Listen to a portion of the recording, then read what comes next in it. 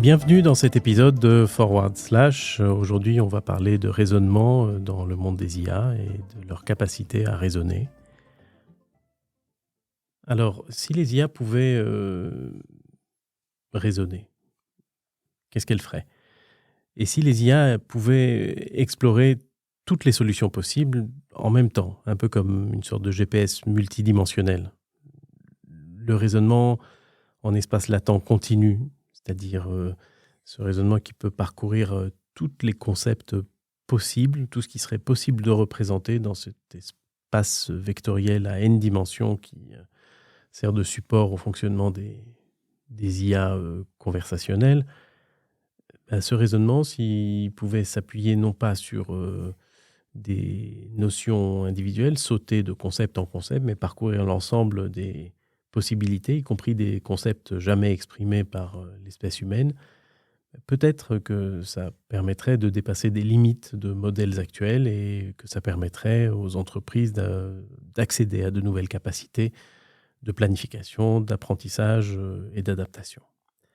Les IA sont devenues mainstream. Elles s'appuient énormément sur les grands modèles de langage. Ce n'est pas si étonnant puisque finalement le langage est notre vecteur, ce qui nous sert à nous pour exprimer des pensées, pour passer de la connaissance d'une génération à l'autre, pour conserver un corpus de connaissances qui devient ensuite utilisable par les prochaines générations qui peuvent construire sur ce qui a été accompli par le passé sans devoir réinventer la roue à chaque génération.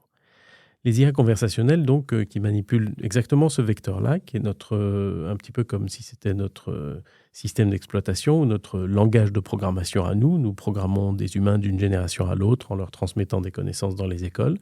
Mais ces IA conversationnelles pensent donc aujourd'hui la façon de laquelle elles expriment des pensées ou elles génèrent des contenus qui sont censés exprimer des pensées. Ça fonctionne un petit peu par saut de puce entre des vecteurs. Ça fait des sauts de puce entre des choses qui sont des représentations vectorielles de concepts ou de fractions de mots ou d'entités en tout cas qui ont une fréquence donnée dans le langage et qui peuvent être représentées sur des dimensions dans un espace, encore une fois, à une dimension où chaque dimension correspond à une caractéristique ou à une qualité particulière. C'est ce qu'on appelle les embeddings.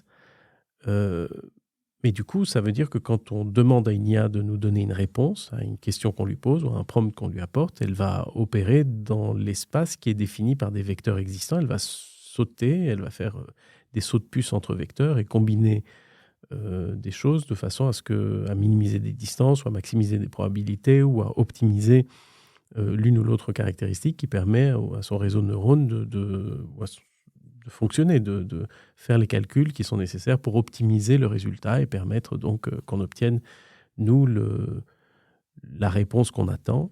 Et donc, on a ce phénomène de discontinuité.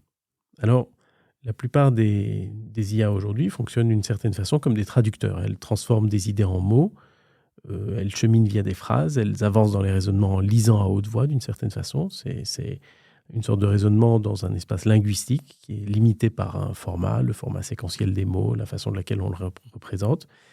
Et donc, il existe différentes techniques ou méthodes qui permettent d'enchaîner les opérations, d'enchaîner les contenus qui sont susceptibles d'être compris comme des raisonnements. Et ça permet de recréer quelque chose qui peut ressembler à une pensée. Ce sont des techniques qu'on caractérise de chaînes de pensée, chain of thought, ou de chaînes de pensée internalisées, internalized chain of thought. Donc la méthode des chain of thought repose sur un raisonnement séquentiel où chaque étape du raisonnement est traduite en token, en espèce de représentation de mots ou de fractions de mots.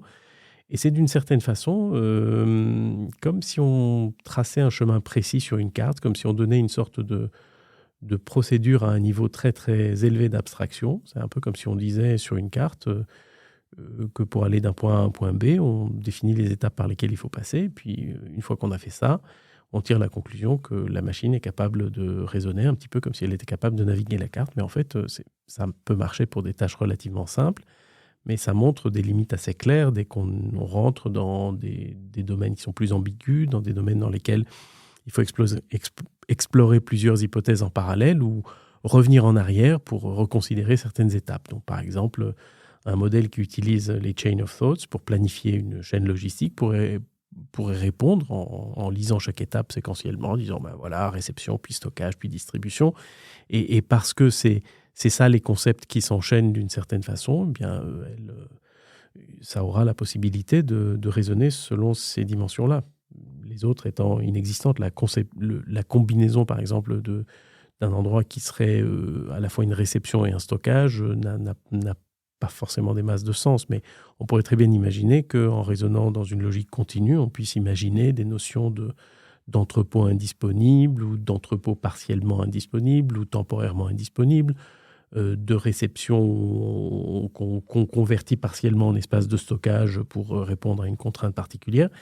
Et donc, si on est dans une logique qui est strictement bornée par les sauts de puce qu'on va faire entre des concepts qui existent déjà et qui sont des concepts discrets, qui sont des concepts pas continus, en fait, on peut manquer de flexibilité pour imaginer de nouvelles choses, pour créer des choses qu'on n'aurait pas pensé à créer si on décidait de raisonner un peu en dehors de cette boîte, de cette limitation que représentent les concepts existants.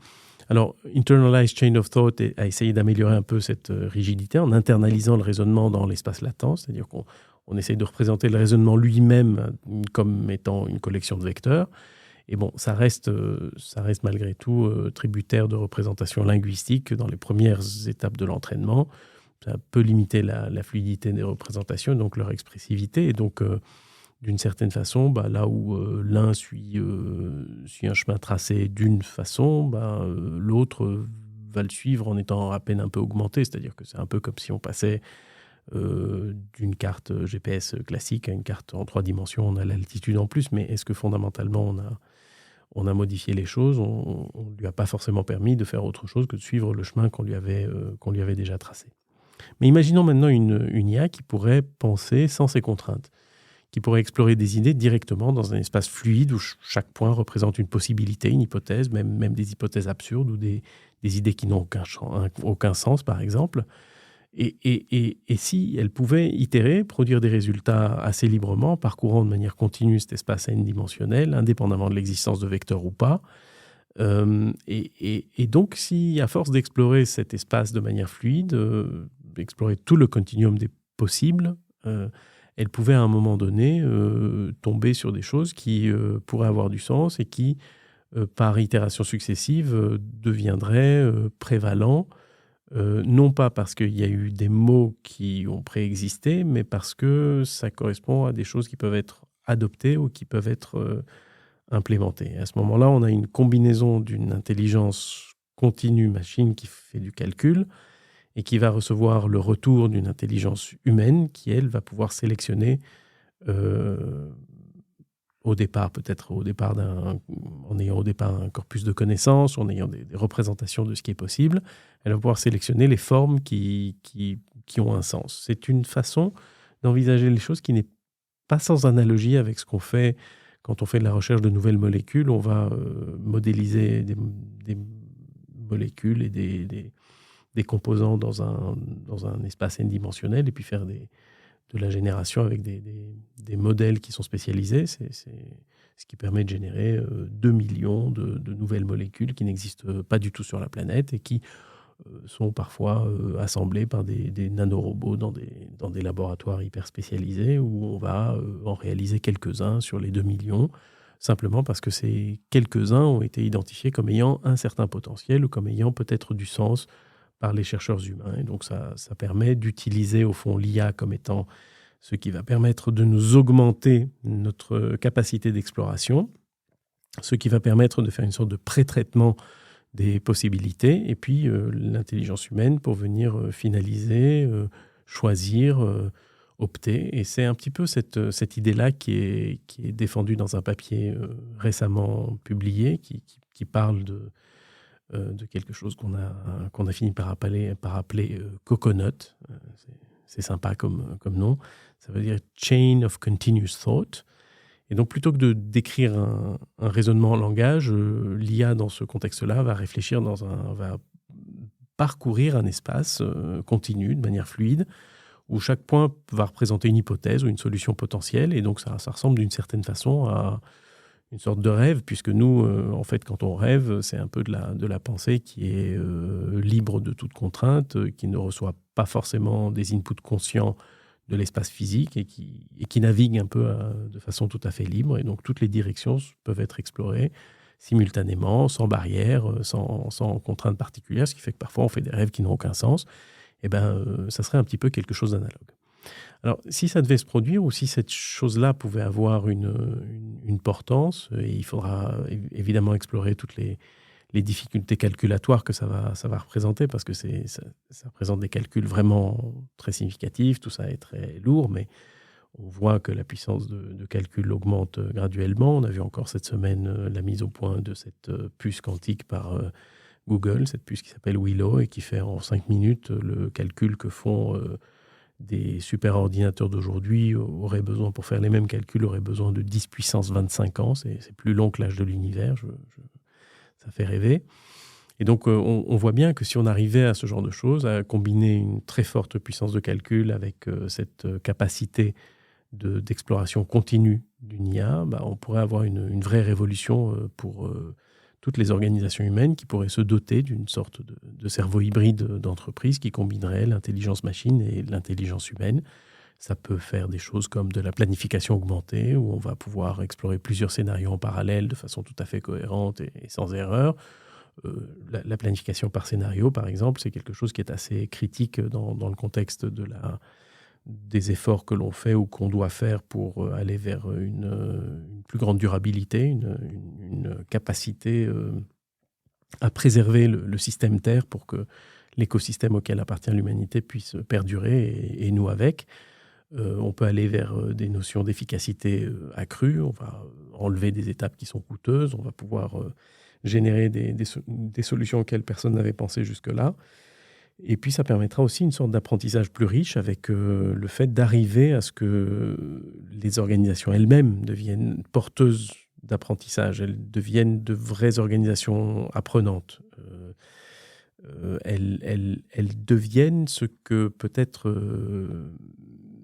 ce qui peut se rapprocher de cette notion de la learning organization qui était chère à Peter Senge, qui est l'auteur de la 5e discipline, de Fifth Discipline, qui est sorti au début des années 1990, et en fait, qui a toujours eu du mal à se concrétiser comme on aurait voulu qu'elle se concrétise, puisque ça a donné lieu à beaucoup d'initiatives dans le monde du knowledge management, avec toute la difficulté qu'on a de transcrire la connaissance, de la formaliser, de la coucher sur papier, d'extraire de la tête de quelqu'un et de l'expérience de quelqu'un tout ce que cette personne peut avoir vécu, pour ensuite espérer que simplement sa transcription puisse être transmise à la prochaine génération sans qu'il y ait eu la friction du terrain et la transmission sur le terrain entre quelqu'un qui maîtrise le sujet et quelqu'un qui est en train de l'apprendre, ce qui n'arrive jamais dans des domaines de très forte technicité. Il faut se frotter à la matière pour que la transmission se fasse. Et donc, les systèmes de knowledge management ont toujours eu cette grosse difficulté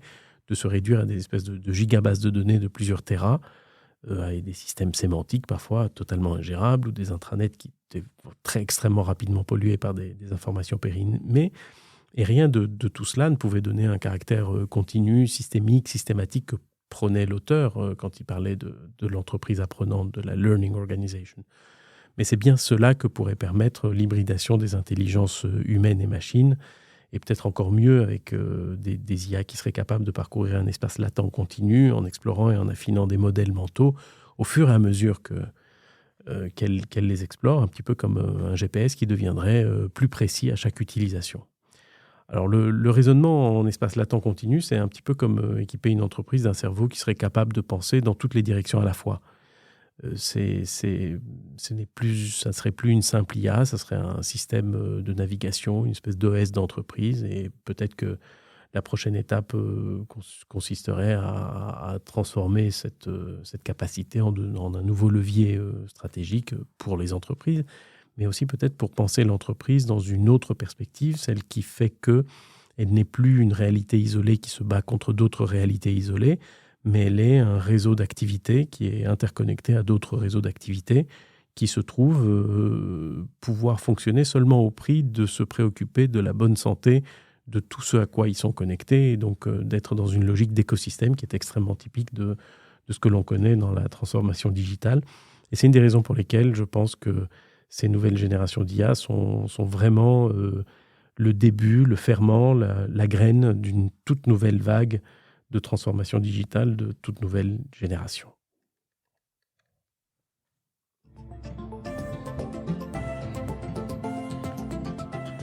Je vous donne rendez-vous donc au prochain épisode pour un autre sujet que je ne connais pas, mais qu'on découvrira la prochaine fois ensemble.